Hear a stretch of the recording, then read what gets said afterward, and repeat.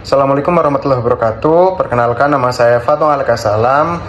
Saya adalah peserta latihan dasar CPNS 2023 dari angkatan 109 kelompok 3. Nah, di sini saya akan menjelaskan mengenai Smart ASN dan MASN. Cakupan pembahasan kali ini adalah yang pertama Smart ASN, yang kedua manajemen ASN, dan yang ketiga kode etik dan perilaku. Yang pertama yaitu ada Smart ASN. Nah, di Smart ASN ini kita akan membahas 4 hal. Yang pertama yaitu literasi digital, yang kedua pilar literasi digital, yang ketiga implementasi literasi digital, dan yang keempat implikasinya. Yang pertama yaitu literasi digital. Nah, di sini literasi digital menekankan pada kecakapan pengguna baik mengoperasikan maupun bermedia digital dengan penuh tanggung jawab. Nah, kemudian Indonesia Digital Nation, di sini ada pemerintah digital, masyarakat digital, dan ekonomi digital. Kemudian untuk kerangka kurikulum literasi digital ada 4, yaitu digital skill, digital culture, digital ethics, dan digital safety atau SCES. Nah, kemudian implementasinya yaitu menggunakan kerangka kurikulum digital untuk metode pengukuran tingkat kompetensi kognitif dan afektif masyarakat dalam menguasai teknologi digital. Yang kedua ada pilar literasi digital. Nah, pilar literasi digital ini terdiri dari 4 ya teman-teman. Ada etika bermedia digital, cakap bermedia digital, aman bermedia digital, dan budaya bermedia digital. Nah, untuk yang pertama, etika bermedia digital ini ada 3 tantangan, yaitu penetrasi internet tinggi, perubahan perilaku, dan intensitas orang bergawai. Nah, untuk yang kedua, cakap bermedia digital itu literasi digital saat ini adalah level sedang di Indonesia. Nah, berarti masih ada nih ruang untuk meningkatkannya menjadi level tengah, level tinggi. Kemudian dasar digital skills. Nah, dasar digital skills ini merupakan dasar dari anak-anak muda untuk meningkatkan literasi digital di Indonesia. Kemudian aman bermedia digital. Nah, 3 area kecakapan yaitu kognitif, afektif, konatif atau behavioral. Kemudian ada budaya bermedia digital. Nah, bermedia digital ini harus dilandasi dengan budaya kita Indonesia, yaitu wawasan kebangsaan dan Pancasila. Yang ketiga ada implementasi literasi digital. Ada 4 bahasan yaitu lanskap digital, internet dan dunia maya, kategori mesin komputer dan fitur di dalamnya, etika berinternet atau netiquette, dan yang keempat 10 kompetensi digital JAPELIDI. Lanskap digital, internet, dan dunia maya. Lanskap digital ini sebutan kolektif untuk jaringan sosial, surel, situs daring, perangkat seluler, dan lain-lain. Nah, fungsi perangkat keras dan lunak itu saling berkaitan sehingga tidak dapat lepas satu sama lain. Kita tidak bisa mengakses dunia digital tanpa fungsi dari keduanya. Kemudian ada perangkat terdekat. Perangkat yang terdekat adalah komputer pribadi. Komputer adalah istilah untuk komputer penggunaan pribadi penggunanya. Kategori mesin komputer dan fitur di dalamnya. Kategori komputer, notebook, netbook, tablet, telepon pintar. Nah, telepon pintar menjadi salah satu gawai paling populer di Indonesia. Prediksi mencapai 89,2% penggunanya di tahun 2025. Nah, fitur-fiturnya ada mesin mencari informasi, aplikasi percakapan dan media sosial, aplikasi dompet digital. Nah, 4 dimensi persiapan nih teman-teman. Ada akses terhadap internet, syarat dan ketentuan pengguna aplikasi, buat dan buka akun, metode akses. Kemudian ada etika berinternet. Nah, netiquette ini bedanya etika dan etiket ya. Yang pertama etika, sistem nilai dan moral yang menjadi pegangan seseorang, kelompok untuk mengatur tingkah lakunya. Nah, beberapa etika berinternet itu jangan gunakan huruf besar, kutip seperlunya, dan lain-lain. Nah, untuk etiket ini tata cara individu berinteraksi dengan individu lainnya dalam masyarakat. Nah, beberapa etiket berinternet itu ada tulis email dengan ejaan benar dan sopan, menghargai hak cipta, privasi, dan juga jangan gunakan kata vulgar. Nah, 10 kompetensi digital JAPELIDI. Yang pertama, mengakses, yang kedua menyeleksi, yang ketiga memahami, yang keempat menganalisis, yang kelima memverifikasi, yang keenam mengevaluasi, yang ketujuh mendistribusikan, kemudian memproduksi, berpartisipasi, dan berkolaborasi. Untuk pokok pembahasan yang keempat yaitu implikasi yang muncul jika tidak paham konsep dasar Pancasila dan Bhinneka Tunggal Ika, yaitu yang pertama, batasan kebebasan berekspresi, tidak mampu memahami batasan kebebasan berekspresi dengan perundungan siber, ujaran kebencian, pencemaran nama baik, dan lain-lain di ruang digital ya teman-teman ya. Yang kedua, ada tidak mampu membedakan keterbukaan informasi publik dengan pelanggaran privasi di ruang digital.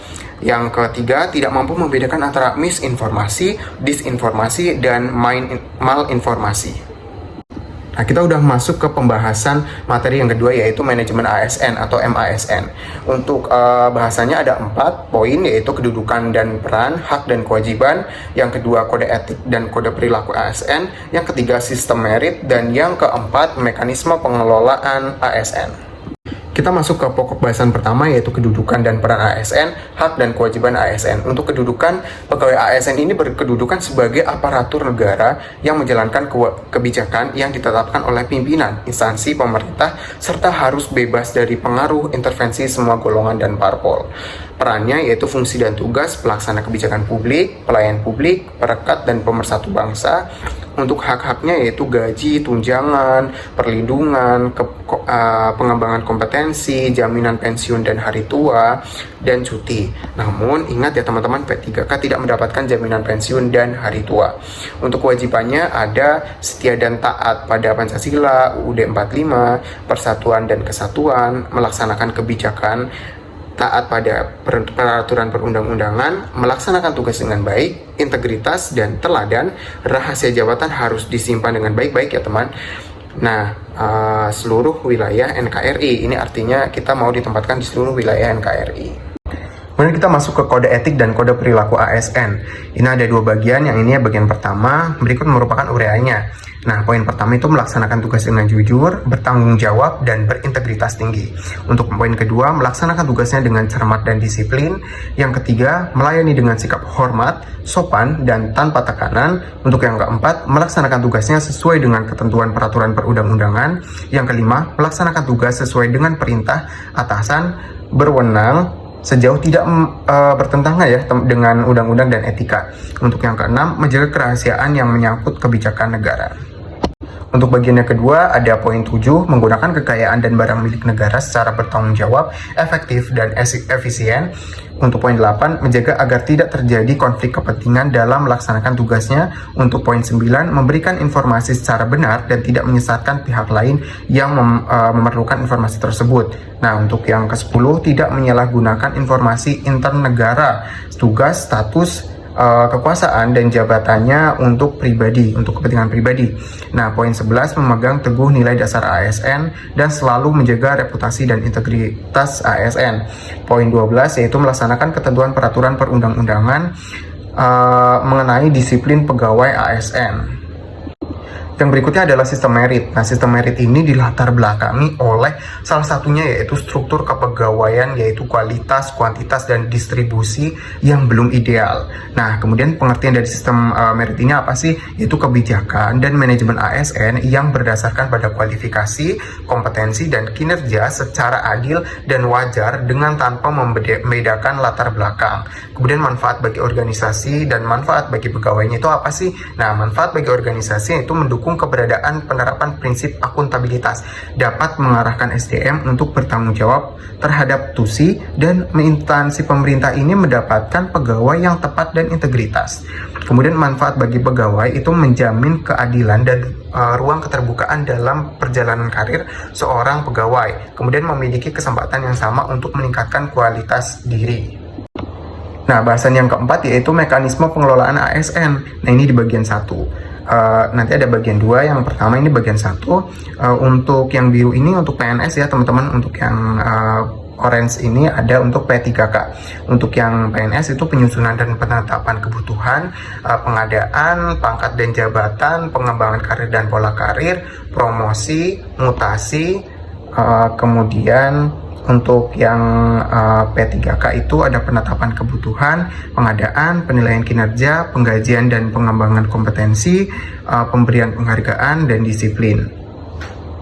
Oke, kita lanjut yang bagian kedua, yaitu lanjutan dari yang PNS tadi. Untuk manajemen PNS, yaitu penilaian kinerja, penggajian dan tunjangan, penghargaan, jaminan pensiun dan hari tua, disiplin dan perlindungan. Kemudian untuk yang orange atau P3K itu lanjutan nomor 7, yaitu pemutusan hubungan perjanjian kerja dan perlindungan. Oke, kita masuk ke pokok pembahasan yang terakhir, yaitu kode etik dan kode perilaku di lingkungan kerja yang belum diterapkan dan rencana penerapannya. Nah, ini di lingkungan kerja saya ya teman-teman, dan ini sebagai contoh yaitu saya sendiri. Untuk yang saya temukan ada 2, yaitu yang pertama kode etik poin ke-7. Nah, poin ke-7 ini kondisi kode etiknya apa sih? Yaitu menggunakan kekayaan dan BMN secara bertanggung jawab, efektif dan efisien. Nah, kondisi di kantor saya itu saya terkadang menggunakan wifi dan komputer untuk kepentingan pribadi. Sedangkan itu nggak boleh ya teman-teman, seharusnya karena kan untuk kepentingan pelayanan masyarakat seperti itu. Nah, ini rencana penerapannya yaitu saya akan menggunakan hotspot pribadi dan laptop saya untuk kepentingan saya pribadi. Nah, untuk yang kedua itu ada kode etik poin 9. Nah, memberikan informasi secara benar dan tidak menyesatkan kepada pihak pengguna informasi. Nah, kondisi di kantor ini saya terkadang masih suka dalam masih kurang dalam memberikan info karena masih belajar ya teman-teman. Ada beberapa yang masih saya pelajari, jadi terkadang masih kurang dalam memberikan informasi. Nah, rencana penerapannya ini apa sih? Saya akan lebih teliti dan membuat daftar informasi supaya tidak ada informasi yang terlewat, jadi semuanya akan tersampaikan. Oke, berikut merupakan pemaparan dan penjelasan mengenai Smart ASN dan MASN versi saya. Nah, di sini pembahasannya sudah selesai. Saya akan memberikan satu pesan untuk teman-teman, yaitu jadilah ASN yang smart. Nah, maksudnya kita harus mengikuti perkembangan zaman, harus tahu mengenai teknologi, dan harus lebih berkompeten lah untuk kemajuan NKRI. Oke, terima kasih. Wassalamualaikum warahmatullahi wabarakatuh. See you.